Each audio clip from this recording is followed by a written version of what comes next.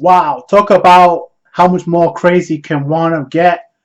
Oda gives us this chapter, and I guess one of the Straw Hat's biggest nightmares come real is the Yonko have an alliance in the form of Big Mom and Kaido.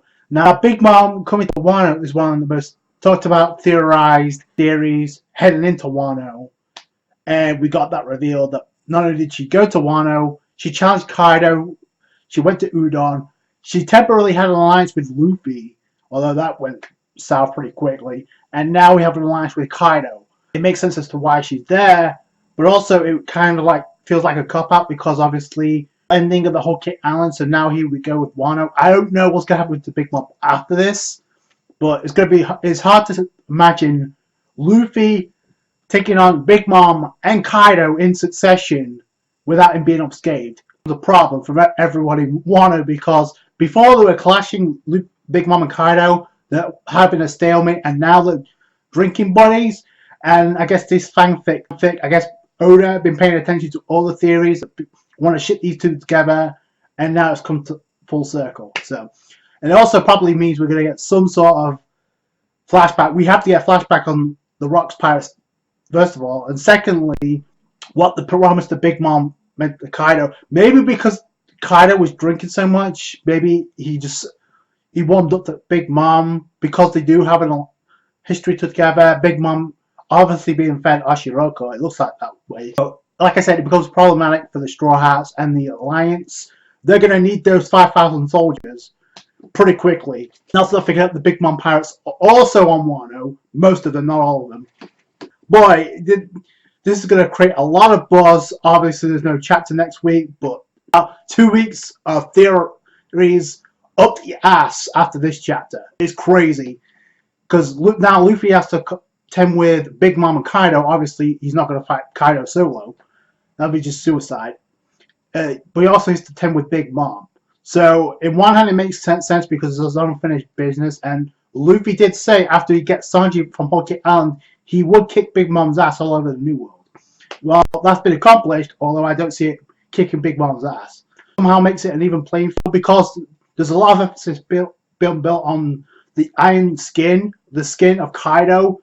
Luffy has to master the flow of Haki if he's going to give any damage to a Yonko, much less Kaido. What's even crazier is Wano Act 2 isn't even over yet, and I feel like this could have been it to wrap things up. And there's still 5 days left, and there's a reason why Oda did that.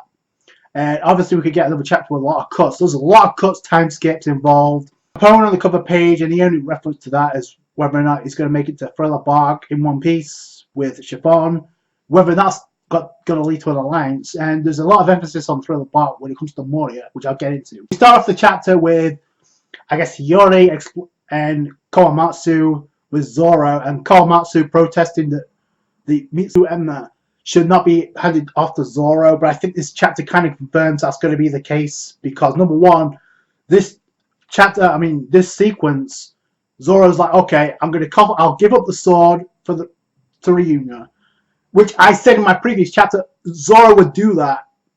It's kind of in his character, but it kind of confirms that Zoro's going to get the Mitsu Emma because we also found out there's 2 swords that were handed down from Odin to not only Hiyori but also Momonosuke. Obviously, Hiyori attained the Mitsu Emma, which is going to Zoro, and the Amino Habakiri, which was also passed down to Momonosuke, which a lot of people said that maybe Zoro will pass that sword onto Momonosuke by the end of Wano. I don't see that happening anymore because he has a sword of his own.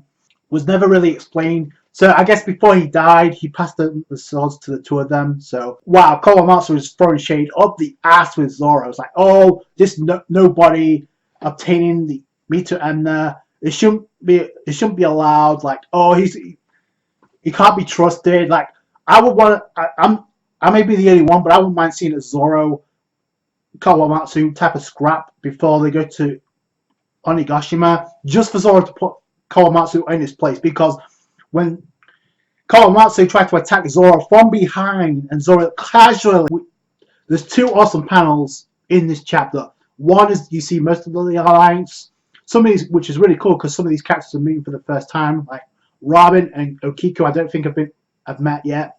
Sanji kind of like reinforced the fact, I can't believe our goal is one of this has already been met because 5,000 soldiers isn't a dream anymore. Yeah, because most of the soldiers are pretty much in Udon prison with Luffy. Thanks to Luffy and reality, and now we can build up the final moments before we get to Onigashima with the battle with Kaido and now Big Mom.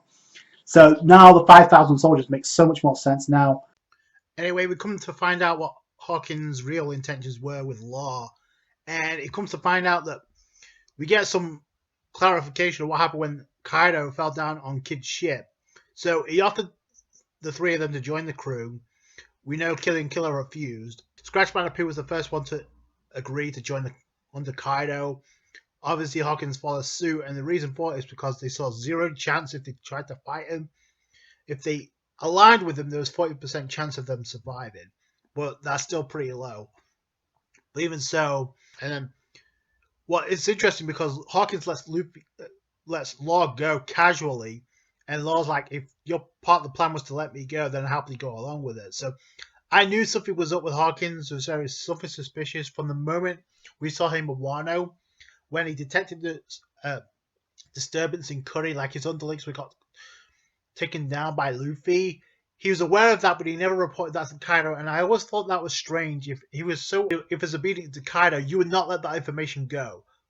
And really another cool thing about this chapter is it goes through so many different days. Like we get from 7 days, 6 days to 5 days, and within a 3-day span, we got the weapons collected, we got the swords collected.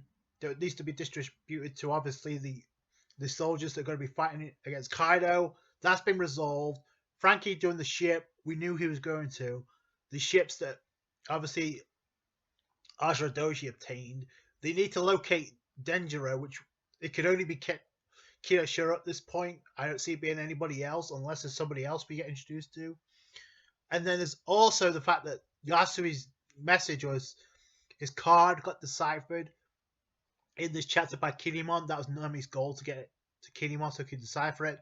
And what's really cool is the fact that pictures that we see, it's obviously a lizard, and there is a reason for that. Is because each harbor is pretty much named after an animal. Like there's a cat harbor, there's a frog harbor, so forth, and we get to find out that the lizard harbor is right in Udon, which is where Luffy's at right now. Luffy's training his haki so he can defeat Kaido, or at least attempt to defeat Kaido. Missing from this panel, one is Frankie, Chopper, Luffy, and most importantly, Hiyori. So maybe Hiyori is going to finally meet to Emna, which she has, and that she's going to give it to Zoro within these last 5 days. Luffy has to rejoin the crew at some point, unless they meet him, Udon, which I think is probably going to be is what's going to happen by the end of Wano Act 2. But with Oda, you never know. He can end Wano Act 2 and have that be the beginning of Wano Act 3.